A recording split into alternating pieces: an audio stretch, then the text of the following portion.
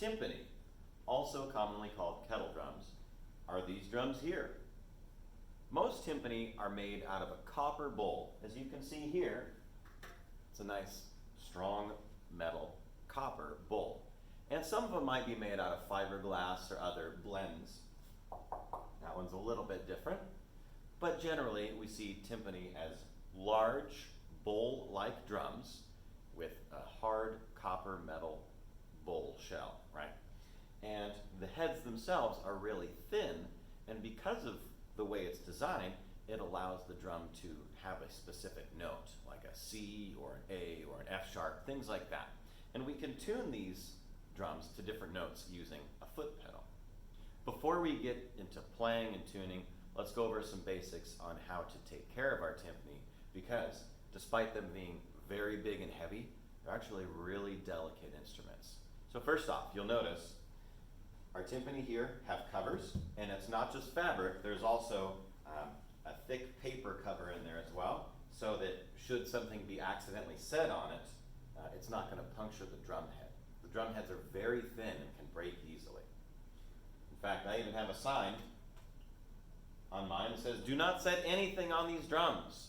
So make sure, as if you see a friend or somebody like that, put a notebook or a backpack, that's a no, because that will ruin these drums. You need to take really good care of them. Don't set anything on them except for their covers. So we need to take the covers off. And I like to set mine in a stack from biggest to smallest, just like the drums are set up. My 4 drums here are a 32-inch, 29-inch, 26-inch, and a 23-inch. And if you did the math, you can see that there's a 3-inch difference between the size of each drum. As with most things, the smaller drum plays a higher pitch. The larger drum plays a lower pitch, like a tuba versus a trumpet. They're both metal pipes. Tubas play low notes, trumpets play high notes. Big drum, low notes. Small drum, higher notes. If you're looking closely, you can see that I have kind of a mismatched set, and that's okay. Some schools have 2, like we started out here, and then we added on 2 others later. Some schools have 4, and I've even seen some that have 5, but most commonly, 4 will do for whatever music you're playing. So the drums themselves, they have a very thin head. I mean, you could poke through that with a good pencil jab. Please don't. They're very expensive. Let's talk about moving first. If you need to move a timpani, please do not grab it here by the hoop and pick it up and move it. This entire hoop here is connected to either 6 or 8 different rods, which all connect to a center point down below, and those connect to a pedal. It all has to move evenly and smoothly. And if you move it here, eventually this is going to warp, get out of shape, and it won't be in tune, it won't sound right. Anytime you move a timpani, you need to move it by the legs here, right? That's these vertical metal parts. But if you feel carefully on the inside, there's a metal rod on the inside of the legs. Please be careful that you don't squeeze that rod, because bending it will mess it up.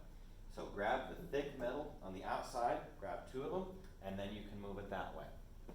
A lot of timpani have 2 wheels on one side and then the foot pedal on the other. When I move timpani, I grab it by the vertical metal rods here, right by where the foot pedal is, and then I can move it that way, like so. And then to get it in place, I'll adjust always here, never with the top. So that's moving. Now, I'm going to get inside here in the timpani.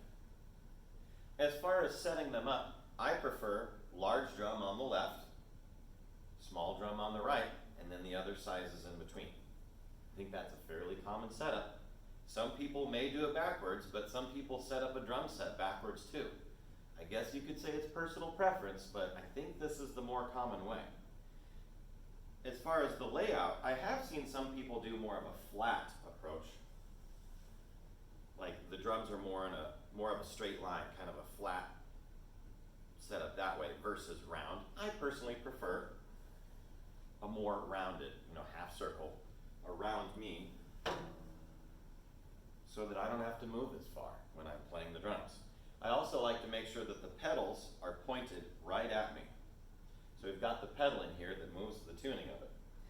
Many timpani have a tuning gauge along the side where you can put your letters on there and say, this, if you put it here, this note is F, that one's A. But they're so easily moved that if you just bump it, that's no longer accurate. Plus the temperature and the humidity, there's a lot of other factors that can change the tuning of these drums. So I don't even use tuners on our timpani, even though we have them attached. So if I move my foot like this, the little tuning gauge does move, but it's not pointing on any notes because I'd rather use your ears when tuning these timpani. For timpani mallets, most commonly what you'll have is a wood stick and there's going to be felt on the end. Now you can see that mine are a little bit beat up. Unfortunately, they haven't been handled very well. And it just goes to show you, I'm choosing these, that if you touch these and play with them, they will get all pilly like this and fall apart. Brand new timpani mallets are nice and tight in there, right? And there are different hardnesses of the felt. Some are very hard and some actually just have a wood beater on the end. And some of them, like the Vic Firth, and it's the T2 cartwheel, is very soft. It's like a big round felt head, and if you bump it a little bit, game over. But it makes for really soft sounds. I just wanted to point this out because if you don't take care of them, they will fall apart like this. I have better mallets that we use, but this is my demo set. When we're playing timpani, we want to play in the outer few inches of the drum, because if you play right in the middle, you get kind of a dead, thuddy sound. That's not a good timpani sound. That's not how it should sound. If we play here in the outer few inches, we get a lot more tone, as in we get an actual note, like an A, B, C, D, E, F, G, that kind of thing. You can change the tuning lower by pressing down, or higher by pressing up. Most timpani are tuned to a specific note range.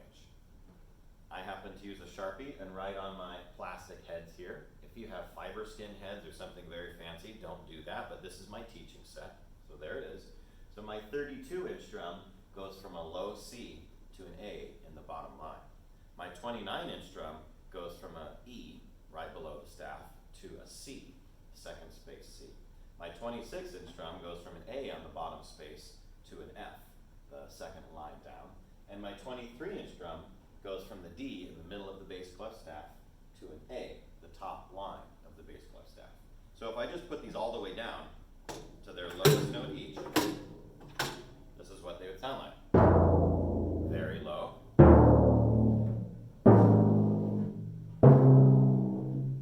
All right, or to their highest.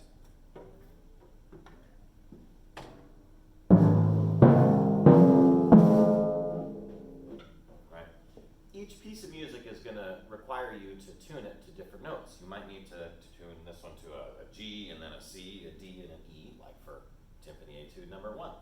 I'm going to show you how to do that in a little bit. Before I even do that though, how do we play this thing? Like so. We're going to use a nice quick stroke, and instead of having a thud, instead of a downstroke, I want you to try and think of an upstroke. So it's going to be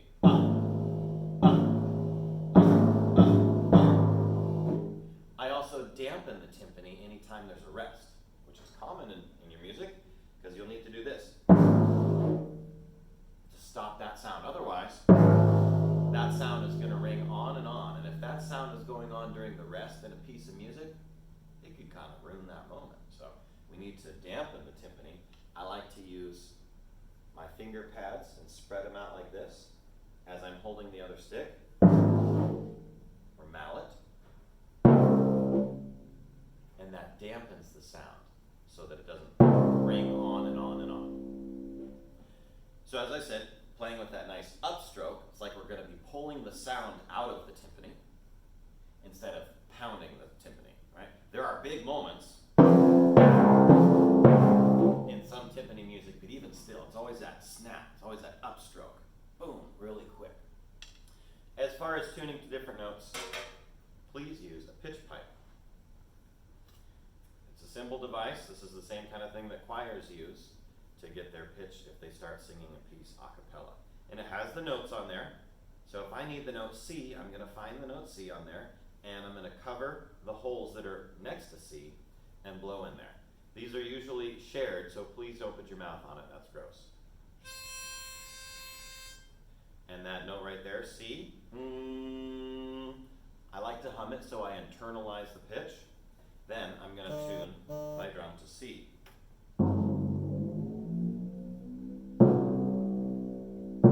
There it is.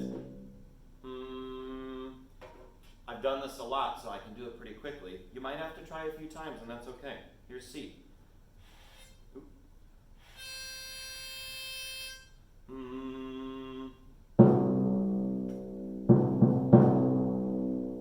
That's it. Good. And I double check it.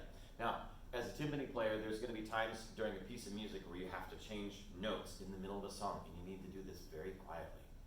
Let's say the rest of the band's playing, and I got to change notes for the next few measures. I'm going to kind of hide here and do it quietly. And even playing it very quietly, I can hear the pitch. Also, if you hum or sing into it, the correct note, and if it's tuned right, it'll resonate. It'll vibrate that same pitch back at you. It'll sing back to you.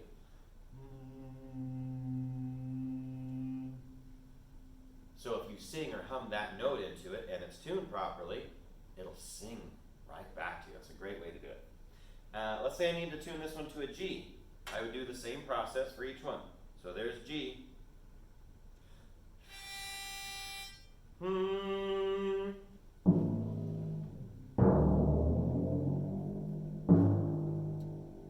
And you might have heard that I pushed the note down and then brought it up. For me, that makes more sense. Some people like to go down to a note like, I like to go up.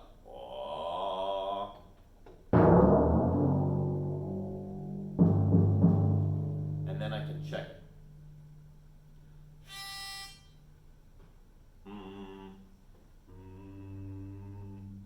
And it sings back to me. Next one I need is D. Pushing it all the way down. And I'm just making these really slight adjustments with my foot. And I pull my foot off very carefully, because if I'm kind of clumsy with my foot, it does this. Oh, now I gotta redo it again. Okay, got my D, and now I need an E.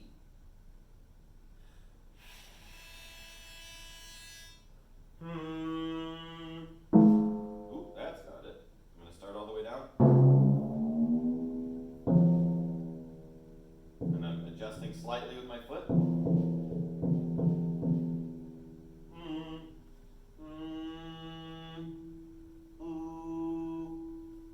Let's see how I did.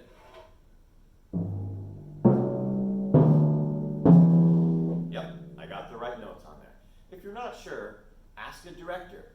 They've trained their ears for many, many years to be able to hear these kind of things a little bit easier than younger students. It's okay to ask for help. I still help my students. Right before we perform a concert, I'll check the timpani with them, even between songs. That's okay. It's more important that we get it right than to just guess, right? So I've got my timpani tuned. They're all moved to the correct places. I've got my good grip, just like some drumsticks, and I'm going to be pulling the sound out. One more detail here. Your grip. You could play it like a drumstick or a drum set or whatever and just go, yeah, good enough. Or you could take it to the next level and go, what kind of grip am I going to use? I learned that the French grip is more of a thumbs up, a lighter grip here, whereas a German grip is more of a palms down, kind of a stronger feel for me. And then I guess the American grip is a little bit right in between, right? So your palms aren't quite down, they're not to the side, they're kind of down at a 45-degree angle. However you do it, make sure that you can play with finesse and with clarity and consistency, whichever grip you choose. French, German, or in between. Make sure that you're playing in the outer few inches of each drum.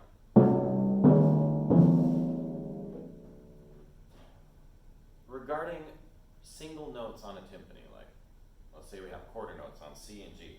1, 2, 3, 4, 1, 2, 3, 4. That's easy. We're just pulling the sound out and dampening where necessary. If you have a roll, please do not do diddles like we would do on a snare. Da, da, da, da, da, da, da, da. On timpani, we do all single stroke rolls. That's to have a more even sound. These don't bounce and rebound the same way that a snare drum does. So we have to have single stroke. It's all right, left, right, left, right, left, right, left, as opposed to a right, right, left, left, right, right, left, left. No diddles on timpani, please. A roll is here.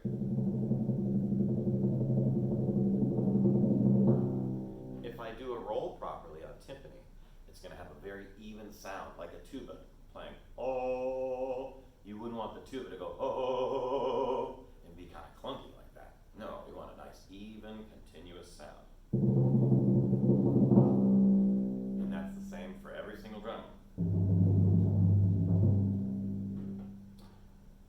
Sometimes in your music, you will have to change your drum from one note to another note.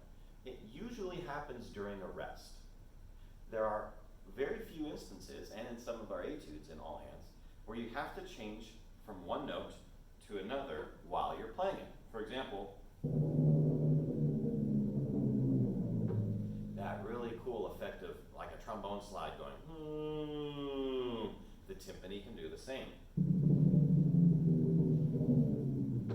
I've seen it as an effect in some great concert band music, and I also put it in one of our etudes where we have to glissando up and glissando down. It's an Italian word, glissando, or commonly called a gliss. Right? So that's where we go up or down as we're playing, typically on a roll, or sometimes there's a cool cartoon piece of music for a band where that kind of effect happens. You might have even heard it in cartoons for that reason, right? Let me check my tuning one more time. All right, so I got G, C, D, E. The first four notes in timpani etude number 1 starts like this.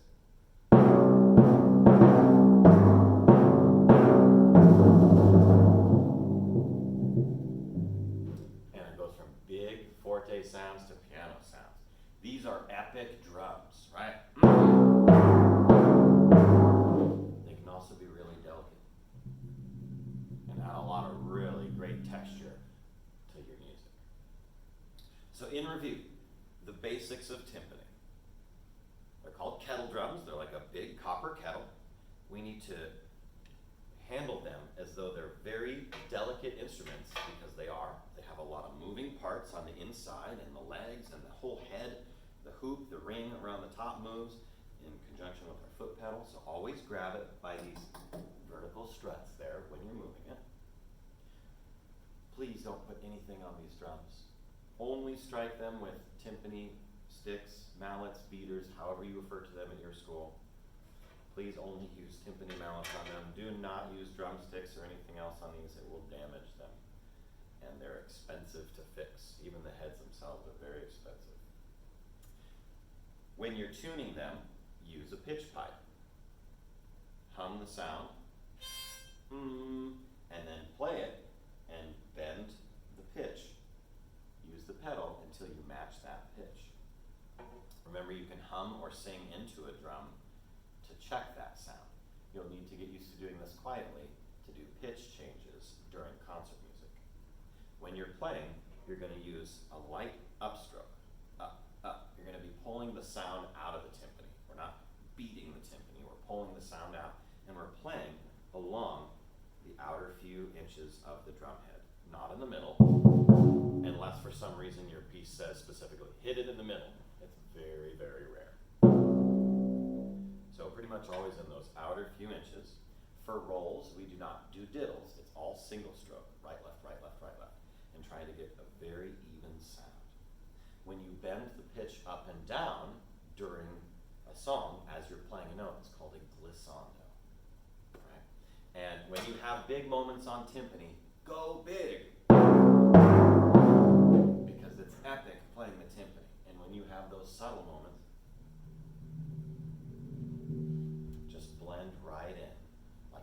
trombone player. I hope this is a helpful demonstration for you for timpani. Thanks for watching.